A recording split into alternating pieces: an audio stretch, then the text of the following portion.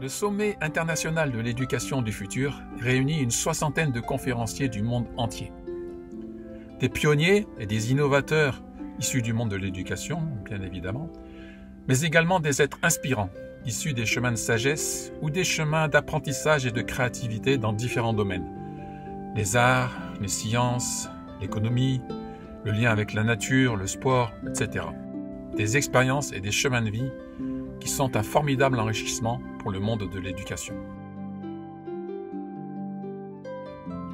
Le professionnalisme des traductions, en simultané, et l'incroyable richesse de toutes ces conférences offrent un horizon de point de vue vaste et varié, très complet, qui en font au final une véritable formation professionnelle pour les enseignants, les éducateurs et tous les professionnels de l'éducation, mais également une formation à la parentalité consciente et une formation individuelle à la vie consciente.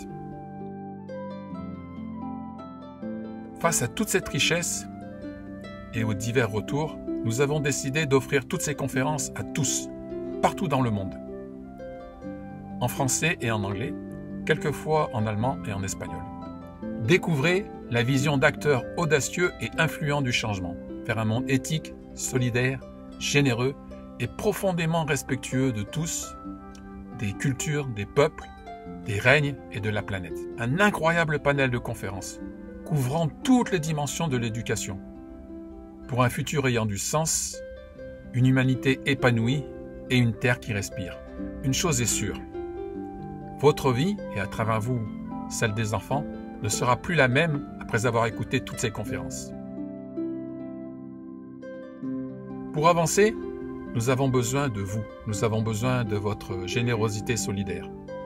L'organisation du sommet et l'édition des conférences ont nécessité des milliers d'heures de travail et nécessitent encore beaucoup de temps et d'investissement. Nous faisons appel aux dons libres et spontanés pour compléter le financement du sommet et, si possible, continuer à l'enrichir de nouvelles conférences.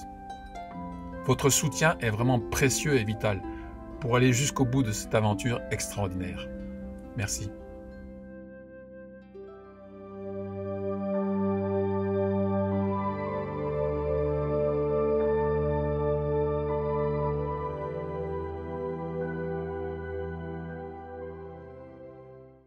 Michael, je t'ai rencontré il y a longtemps. Je ne sais pas si tu te rappelles. J'avais suivi quelques formations avec toi. Et il y a une chose qui m'a particulièrement marqué et que j'ai partagé souvent. C'est que je t'avais entendu dire une fois, avec la vie, c'est simple. C'est oui ou c'est non. Et quand c'est pas oui, c'est que c'est non.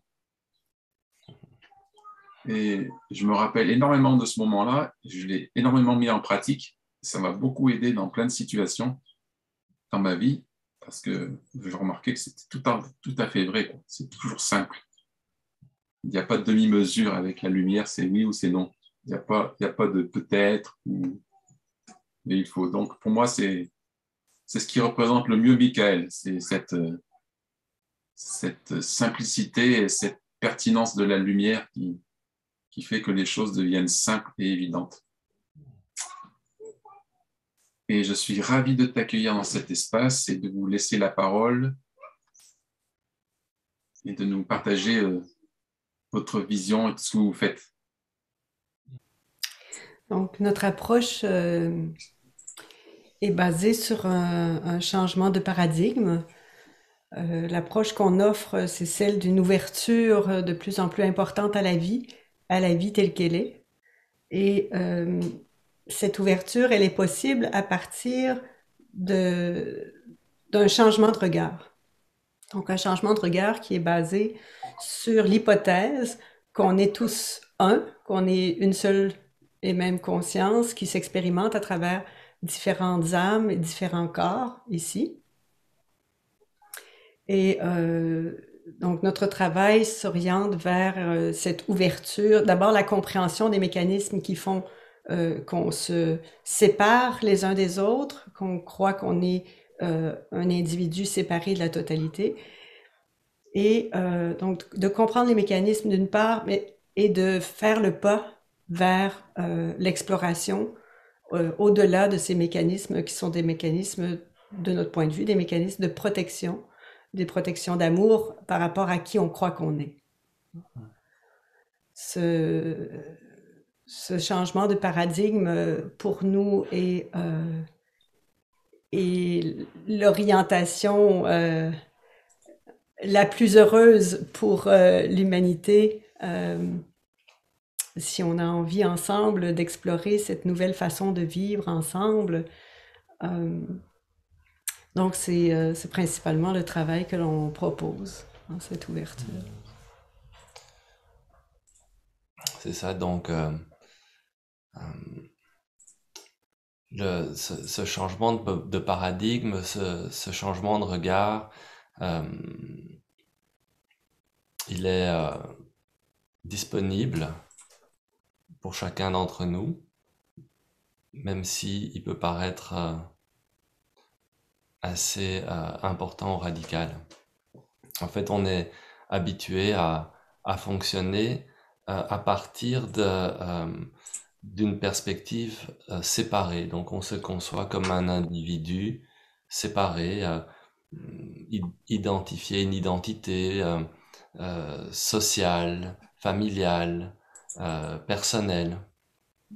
Et à partir de cette perspective de la séparation vient un besoin de survie et toute une série de mécanismes de protection de qui l'on croit être. Parce que qui l'on croit être est petit, fragile, même si on pense qu'on est très grand et très puissant, ça reste tout petit par rapport à l'infini.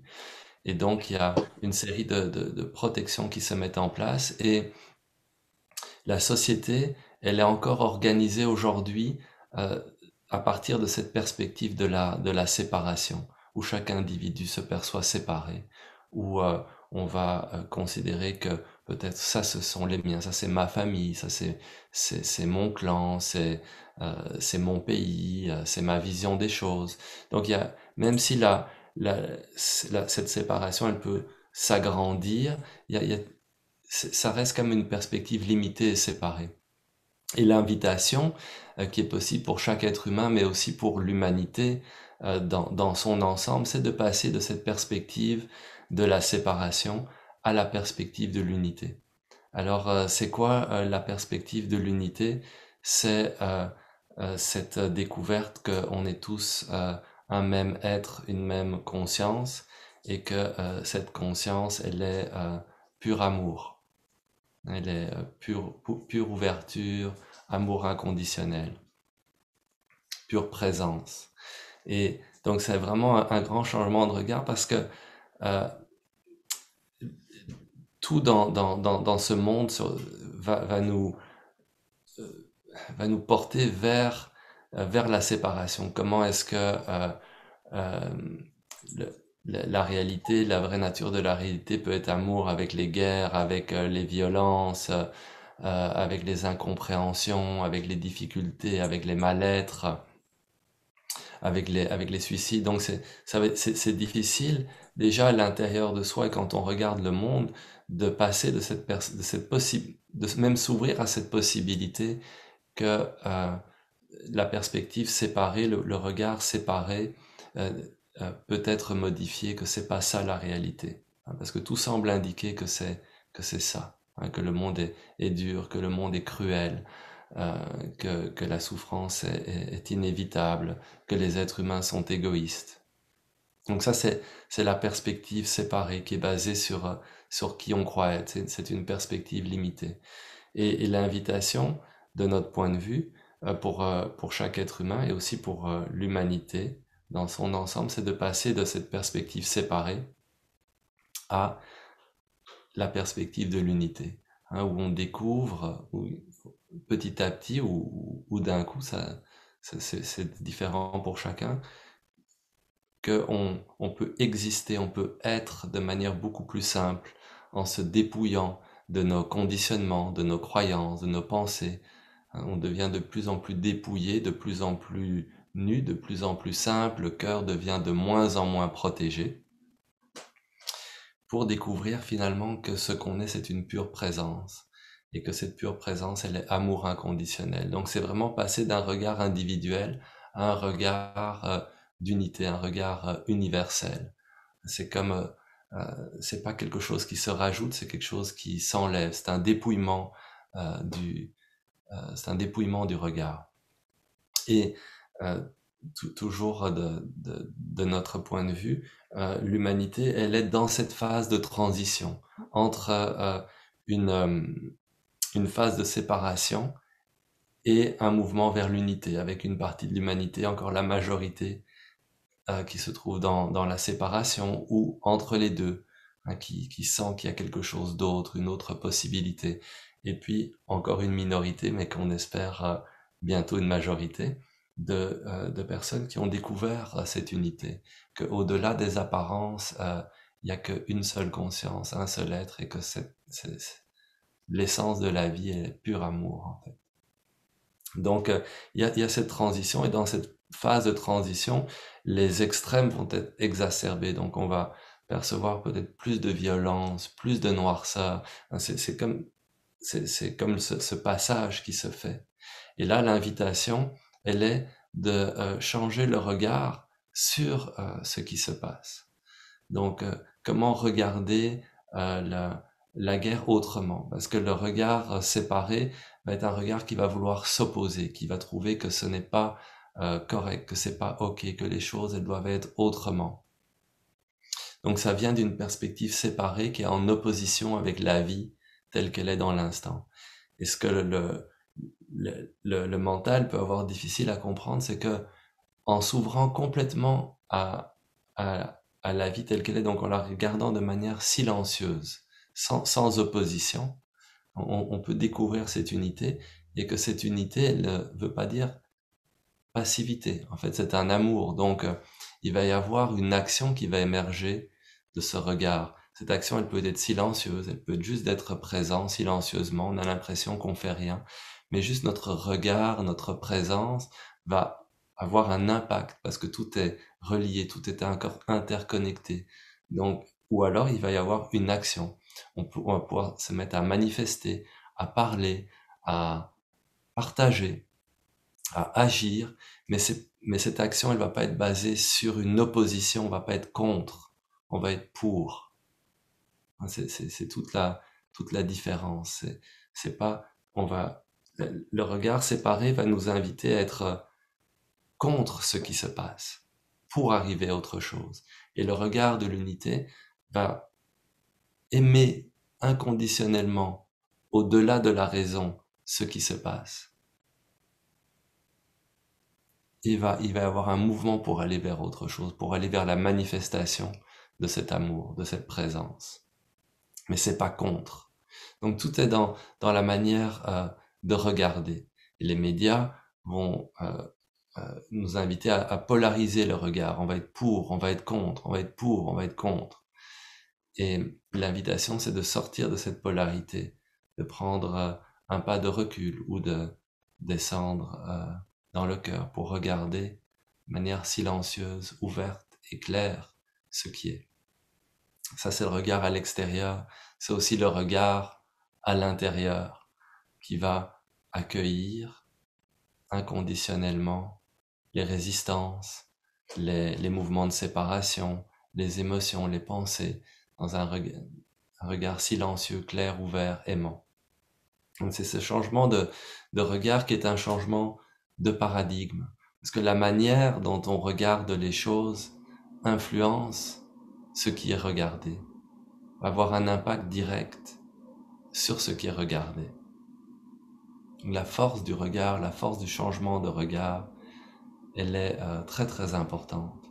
Par exemple, si on prend le thème de l'éducation, comment est-ce qu'on regarde les jeunes? Comment est-ce qu'on regarde les enfants? Est-ce que même quand un enfant a difficile, quand il exprime de la violence, du désespoir, de la tristesse, de la fermeture, est-ce qu'on va le regarder comme ça, ou est-ce qu'on peut garder le regard ouvert, le voir ce qu'il est vraiment à travers ses couches, hein. Rester en connexion, le regard ouvert sur son plein potentiel, sur tout ce qu'il peut devenir, sur la fleur de lumière qui est son essence, qui est derrière sa manifestation séparée. Et le regard qu'on va porter sur l'autre, il a une force inouïe en fait. Est-ce on peut peut-être tous se souvenir quand on était regardé de manière vraiment aimante, l'impact que ça a eu. Donc l'invitation, même dans l'éducation, ça va être pour l'éducateur, toujours de notre point de vue, de changer de regard. Donc de prendre conscience des jugements, prendre conscience des réactions, voir qu'elles nous appartiennent complètement, qu'elles n'ont rien à voir avec l'extérieur, avec l'autre, et prendre un pas de recul ou descendre dans le cœur et s'octroyer à nouveau ce regard d'amour, de silence, de présence, et puis l'offrir à l'autre, regarder l'autre comme ce plein potentiel, comme cette merveille de la création. Et ça vaut pour les enfants en difficulté, donc au lieu de les regarder comme des enfants en difficulté, de voir leur potentiel. Mais ça vaut aussi pour toutes les personnes qu'on n'aime pas ou qu'on considère comme nos ennemis, ou comme les personnes qu'on regarde, on se dit ils font pas la bonne chose. Alors au lieu de les regarder à travers ce regard-là, de connecter à leur profondeur, même si elle est voilée à leurs propres yeux, au moins qu'elle ne soit pas voilée aux nôtres. Donc c'est vraiment un changement de regard, et l'invitation c'est de l'appliquer à tout, que ce soit inconditionnel, qu'il n'y ait pas une seule chose, un seul être qu'on regarde qui ne puisse en bénéficier. Donc ce changement de regard, il est fondamental, et l'humanité est en train de passer, de notre point de vue, de cette perspective de la séparation. On se sent comme dans un cocon de séparation, enfermé, pris avec nous-mêmes, vers un regard qui s'est libéré de ce cocon, qui est ouvert, qui est libre, où on peut se rendre compte que ce qu'on est a toujours été libre, a toujours été amour, a toujours été pure présence. Alors, peut-être même si c'est difficile à concevoir, tant il y a d'injustice et de violence et de souffrance dans l'humanité aujourd'hui qui est manifestée, on est appelé l'humanité est appelée à ce mouvement, à cette renaissance en fait, à cette éclosion, comme le bourgeon qui éclot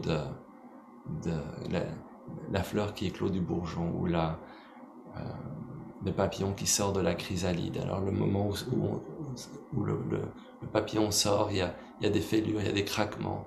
Ça peut paraître difficile, mais la conscience de l'humanité est appelée à se libérer des conditionnements, à retrouver sa nature originelle, son regard originel, qui est juste silencieux, pur amour. Parce que c'est ça qu'on est, hein. On vit dans un univers d'abondance infinie, d'amour infini, et là, ce qui nous en sépare, c'est juste nos propres conditionnements, les concepts, les protections du cœur qui ont créé comme ce cocon émotionnel et mental et instinctif qui nous fait voir la réalité de manière déformée. Et donc l'invitation est de passer de cette perception de la séparation à la perception de l'unité. Alors, est-ce que tu veux peut-être dire un mot sur les gardiens? Oui. Alors, à partir de la perspective de la séparation, on se bâtit une identité que nous appelons qui nous croyons être. Et puis, cette identité, en fait, elle est définie par une série de concepts. C'est un formatage, hein. On arrive, notre âme libre, elle arrive, elle s'incarne, et puis là, on croit qu'on est ce corps mortel, et puis, comme on est en survie, c'est normal qu'on soit qu'on soit formaté d'une certaine manière à survivre à ce moment sur la Terre. Et ce formatage, en fait, évidemment, il est collectif parce qu'il y a un ensemble de croyances rigides qui vont nous dire oui, nous sommes séparés, mais d'une manière individuelle, on va se définir en tant que personne qui a une famille, telle famille, etc. Et puis, à ça s'ajoutent les protections. Donc, les protections, quelles sont-elles? Principalement, une façon de nous protéger, c'est de nous mettre, par exemple, en infériorité par rapport à la vie ou par rapport à l'autre. C'est une façon de ne pas simplement exister, de ne pas simplement honorer notre sagesse, notre vérité. On va se mettre en infériorité. On peut aussi se mettre en supériorité, une façon de protéger notre cœur du fait de cette grande sensibilité du vivant qui est là. On se met en supériorité, on va protéger notre cœur et de cette manière-là, eh bien, on n'a pas l'impression qu'on va être détruit par cette grande sensibilité par rapport à tout ce qui se passe ici sur ce plan terrestre. Donc, il y a des mécanismes comme ça de protection qui se mettent un peu comme à notre insu et puis qui confirment en fait le fait qu'on est séparés parce on se déconnecte de notre sagesse, de cette puissance de vie et aussi de cette sensibilité profonde qui est à l'intérieur de chaque être humain. Donc, ces mécanismes-là, s'ils ne sont pas adressés, ben, ils font qu'on se balade dans notre vie toujours en se comparant, en créant une compétition avec les uns les autres, en créant un système d'éducation qui va faire qu'il y aura une compétition entre les enfants, il y aura un système de réprimande, il y aura un système de gratification. Toujours dans cet élan, cette perspective de séparation, qu'on est séparés les uns des autres. Donc, ce positionnement en infériorité, en supériorité, c'est très intéressant à regarder de la perspective de l'unité. Parce que de la perspective de l'unité, chaque être humain est un être divin et elle a tout en elle, en lui, pour fleurir, pour laisser, pour partager son parfum. Donc, c'est un grand virage, en fait, qui s'en vient parce que c'est un virage qui nous invite vraiment à découvrir l'unité à travers le fait de laisser tomber l'infériorité, de laisser tomber la supériorité et de rencontrer cet amour que l'on est vraiment et qui est là disponible les uns pour les autres.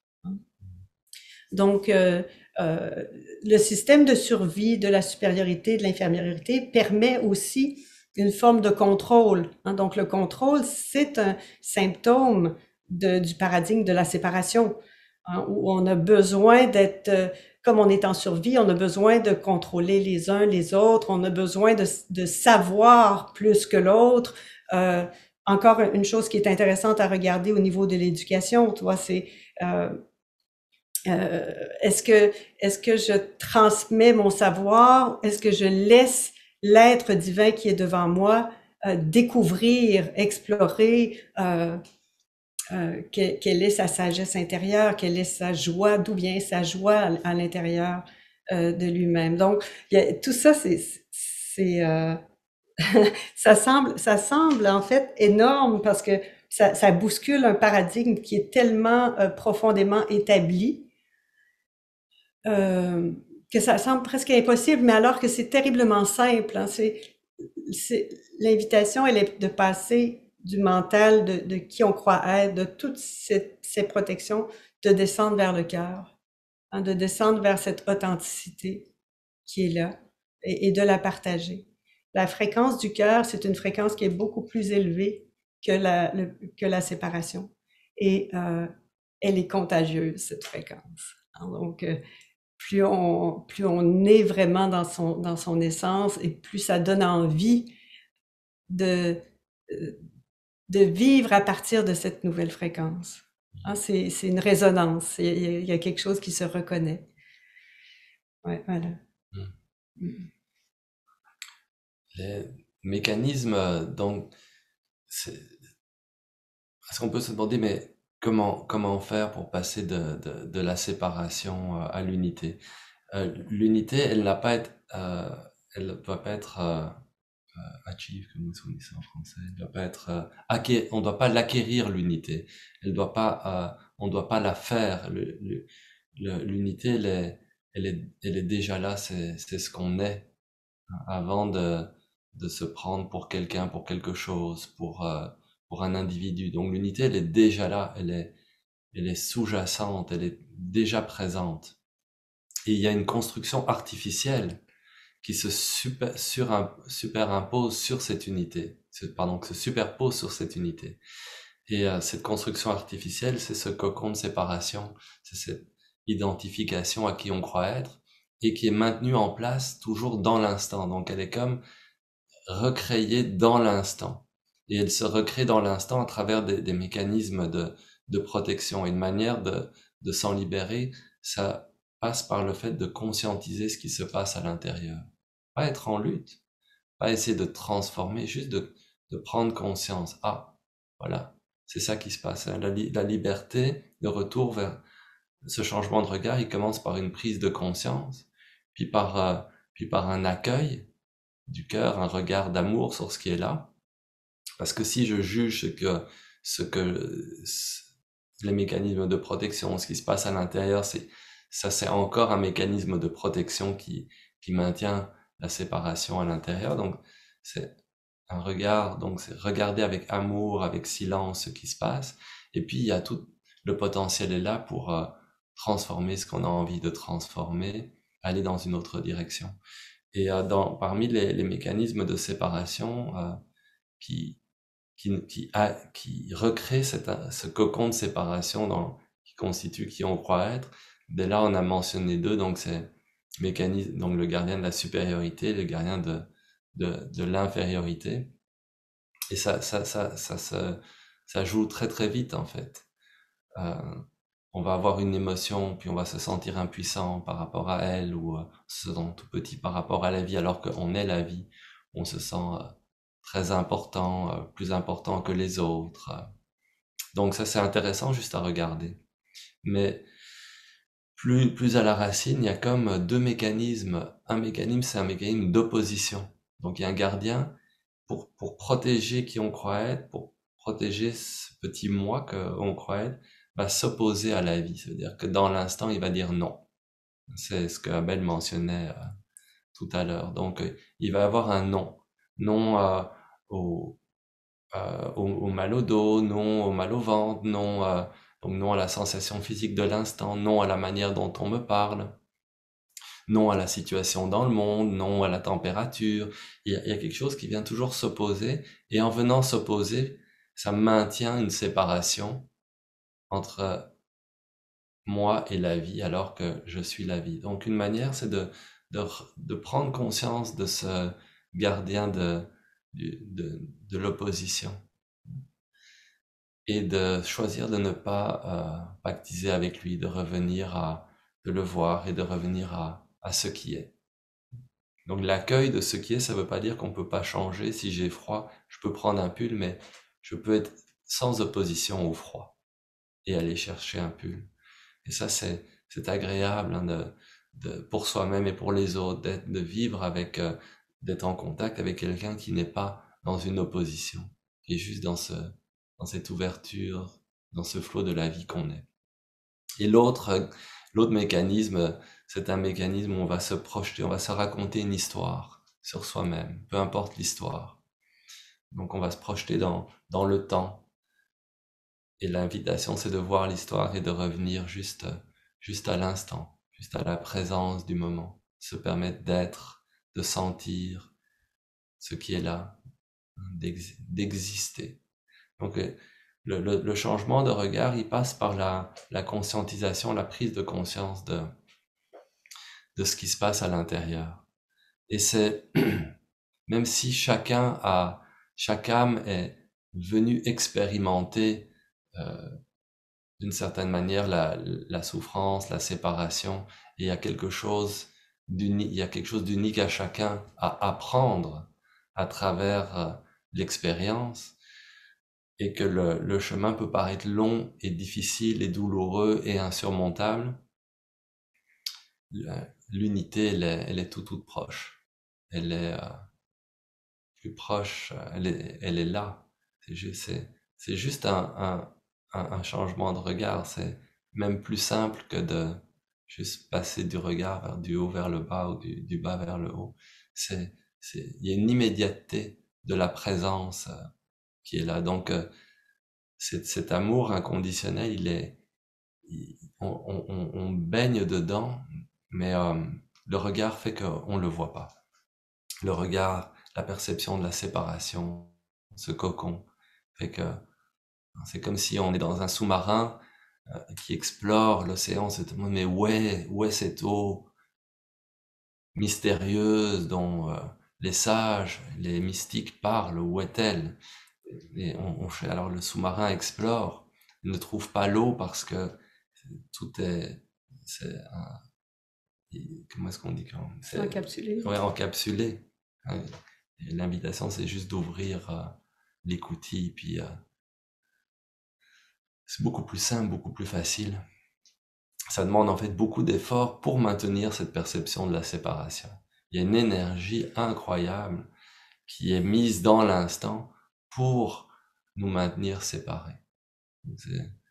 Et cette possibilité d'un regard libre, ouvert, clair, qui voit l'unité, elle est disponible pour chacun. Mais ça passe par une prise de conscience. Donc ça dépend si on a envie si on est prêt à voir ce qui se joue vraiment en nous, si on est prêt aussi à sentir. Parce qu'il peut y avoir une opposition forte à ressentir ce qui est désagréable, que ce soit une émotion ou une part d'ombre ou une sensation physique. Et le cadeau intérieur qu'on peut s'offrir, c'est en accueillant, en disant oui à ce qui est dans l'instant.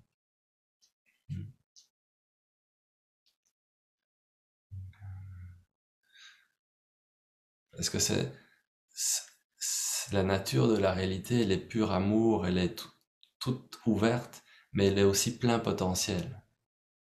Donc le regard séparé est un regard qui va nous limiter, on va se prendre pour quelque chose, pour quelqu'un de limité, on va voir nos options dans la vie de manière limitée, on va voir ce qui est possible pour l'humanité de manière limitée.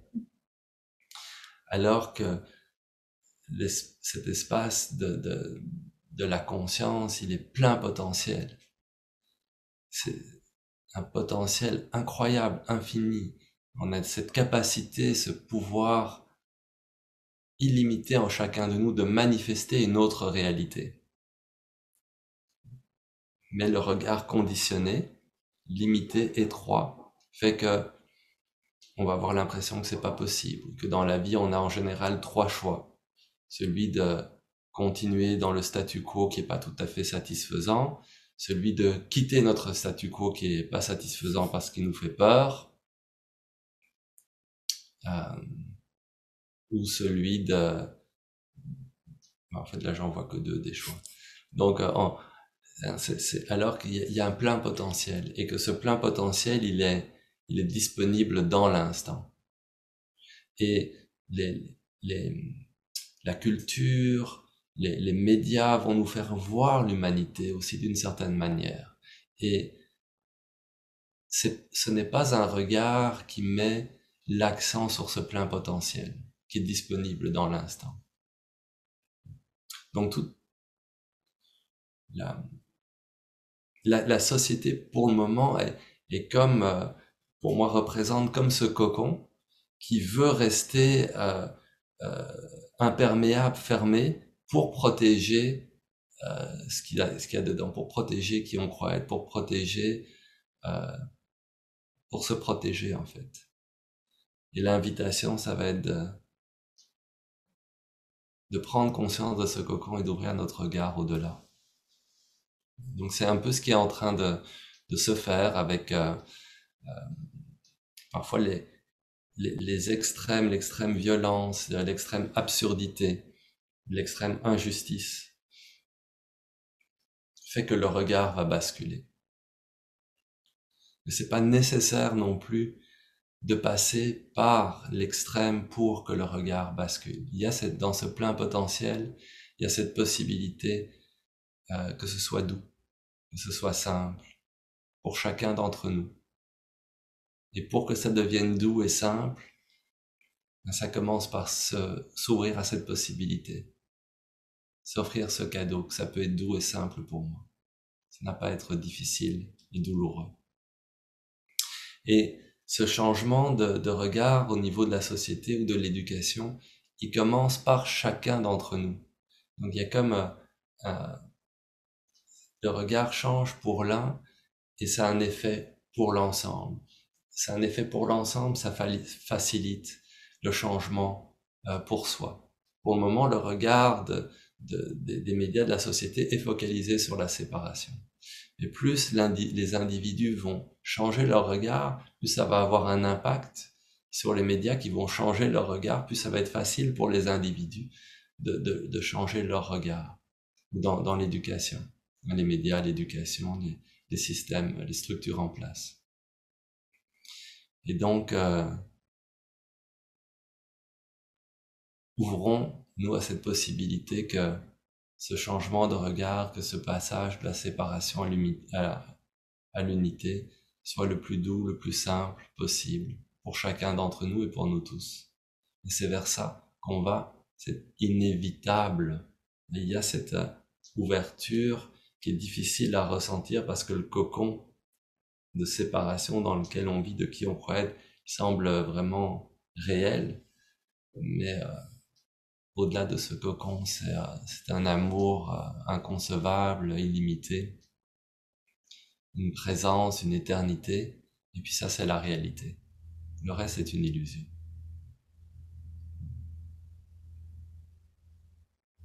Une illusion qu'on expérimente comme la réalité, parce que c'est notre réalité, ça peut être notre vérité intérieure, mais il y a la possibilité de s'ouvrir au-delà de ça, si on en a envie.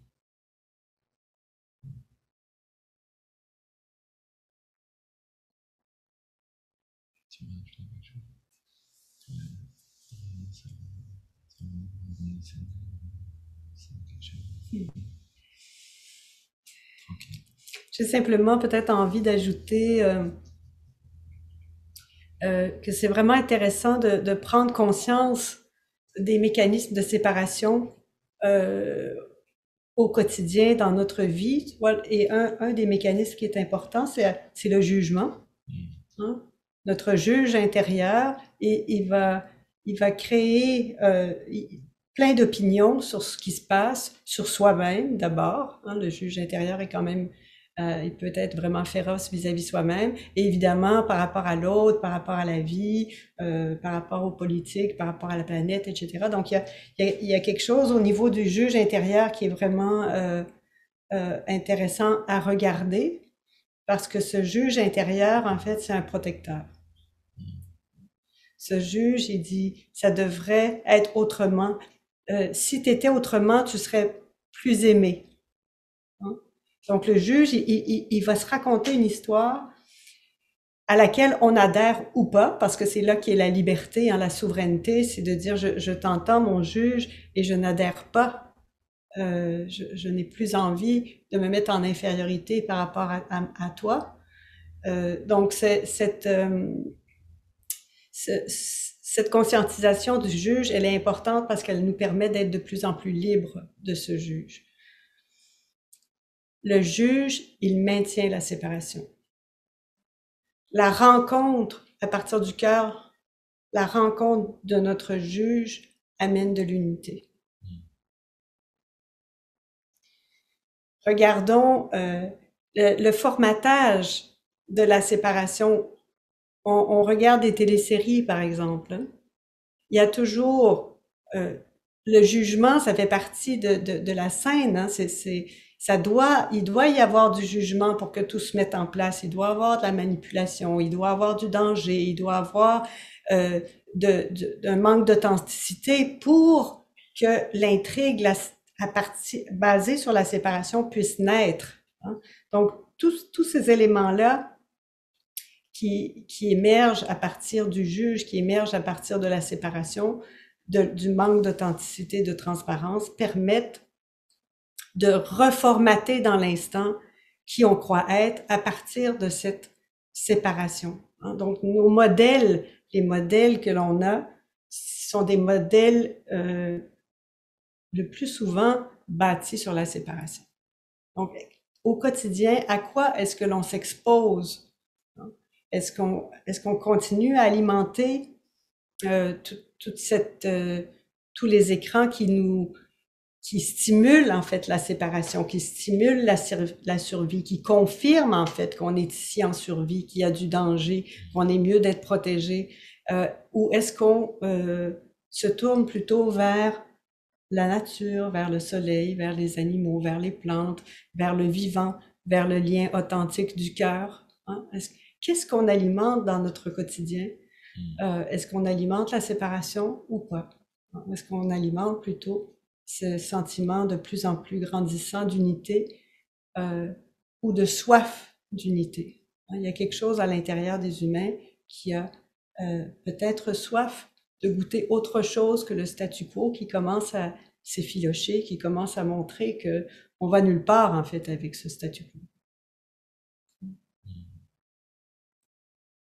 Apparemment, Lorenzo, il s'attendait, ou alors il a l'attente à ce que tu parles des nouvelles générations, si je comprends bien.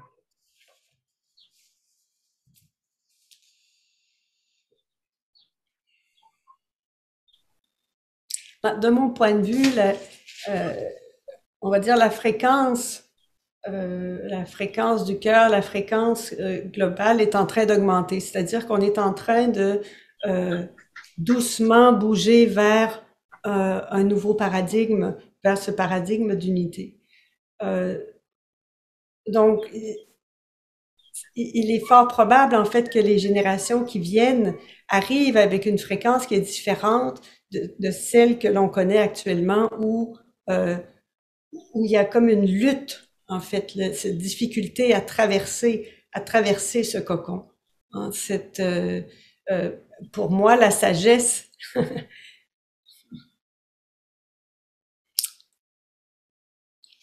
la sagesse, elle viendra probablement des enfants à venir. Parce qu'on leur aura laissé l'espace de nous enseigner.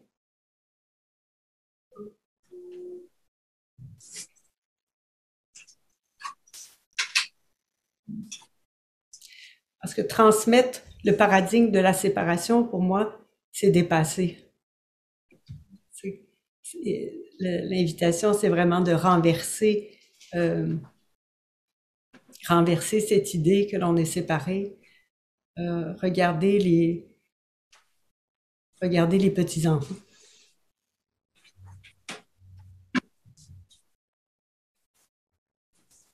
Qui sont déjà complètement reliés à la vie. Évidemment, s'ils ont leurs besoins de base remplis, ils sont complètement reliés à la vie.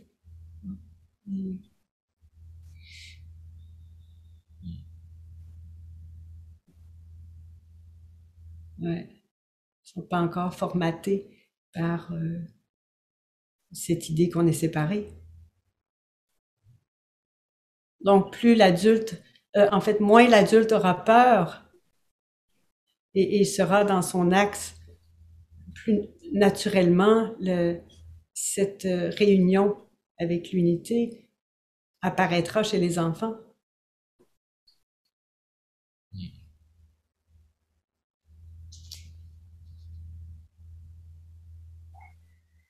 Je pense qu'on a fait le tour. Mm-hmm. Voilà, Belle, je pense que on a fait le tour, sauf si Il y a Nathalie qui écrit « Comment alléger ce passage ? J'ai l'impression d'être en terre inconnue maintenant et ce qui était ne m'intéresse plus, mais oui, la nature, les animaux, les projets constructifs futurs, l'autonomie, mais je suis seule avec mon mari car l'entourage n'est pas dans tout cela et court. » Donc, comment alléger ce passage? Comment rester bienveillant? En fait, un élément important à prendre en compte quand on veut que ce soit plus léger, c'est de couper la causalité. C'est-à-dire que ce que l'on ressent à l'intérieur de lourdeur nous appartient complètement. Et l'extérieur ne fait que miroir d'une protection, d'une fermeture qui est à l'intérieur et qui est intéressante à regarder et possiblement à ouvrir. Donc, nous permettre de ressentir complètement cette lourdeur, cette impuissance, nous permettre de la ressentir. Et quand on prend vraiment le temps de la ressentir sans l'objectif qu'elle disparaisse, mais simplement d'être présent avec ce ressenti, ça nous permet doucement de mieux écouter son âme, écouter de quoi on a envie, écouter quel est le prochain pas concret à faire dans sa vie pour se sentir plus centré. Donc, et ça, c'est challengeant pour qui on croit être, parce que qui on croit être, il est composé de critères. Alors, moi, je suis une personne qui, je fais ça, mais non, mais ça, je ferai jamais ça. Le gardien de l'impossibilité va dire, oui, non, mais tu peux pas faire ça. Non, mais c'est du grand n'importe quoi. Donc, les mécanismes de protection vont se mettre en branle pour éviter simplement d'écouter. De ressentir ce qui est là pleinement et d'écouter. Et cette écoute, elle est très douce parce qu'elle pointe vers le prochain pas à faire. Les gardiens vont nous dire, bon, si tu commences à t'écouter, tu vas tout abandonner, tu vas devenir un sans-abri, ça va être horrible et tout. Donc, les gardiens vont nous raconter cette histoire simplement pour nous maintenir dans le statu quo. Alors que le prochain pas dans la direction de notre cœur peut être un pas très, très doux, peut être un pas très simple, ça peut être une authenticité à dire quelque chose et à ressentir ce que ça fait à l'intérieur d'avoir osé exister. C'est un voyage de tendresse vis-à-vis soi-même, vis-à-vis notre sagesse. On se relie à notre âme quand on prend le temps de couper la causalité, donc d'arrêter de projeter que l'extérieur est responsable de ce que je vis et de se tourner vers « Ah, ça me fait miroir de ça à l'intérieur de moi. Qu'est-ce que ça me dit? Qu'est-ce que ça me fait découvrir à l'intérieur de moi? Et est-ce que j'ai envie de faire le prochain pas en position debout, donc pas en infériorité par rapport à la vie, mais en position debout, faire le prochain pas et ressentir complètement qu'est-ce que ça me fait d'être dans mon axe. Donc, c'est intéressant de poser l'hypothèse que l'extérieur n'a rien à voir avec la lourdeur à l'intérieur. Elle me fait simplement un miroir de la résistance de mon non face à la vie telle qu'elle est. Et c'est plus doux d'avoir un oui face à la vie telle qu'elle est, parce que la vie, elle est telle qu'elle est dans l'instant. C'est ça. On pense que si on dit non, ça va changer. On pense que si on dit oui, ça ne va pas changer. Mais la vie, elle suit son flot et le positionnement, c'est comme aller à contre-courant de la rivière qui descend ou aller dans le courant. Donc, c'est au niveau de l'effort. C'est plus facile d'être en oui à la vie telle qu'elle est, tout en honorant nos préférences, que ça puisse aller vers la douceur, que ce soit plus tranquille, que ce soit plus joyeux.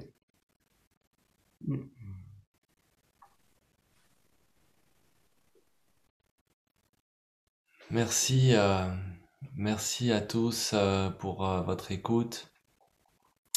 Merci à toi, Abel, pour avoir été et être le véhicule qui a permis à ce sommet d'avoir lieu. Tu dis que c'est grâce à moi, mais la réalité, c'est que ils ne le savent peut-être pas, mais tu as tout porté sur tes épaules en te laissant porter par la vie. c'est un travail immense que tu as accompli et je t'en rends grâce et je suis très reconnaissant. Merci à toi, merci à vous deux de toute cette grâce aussi dont vous témoignez et de toute cette douceur qui est perceptible à ce moment-ci. Voilà. Merci alors et puis au revoir. Merci, merci, merci.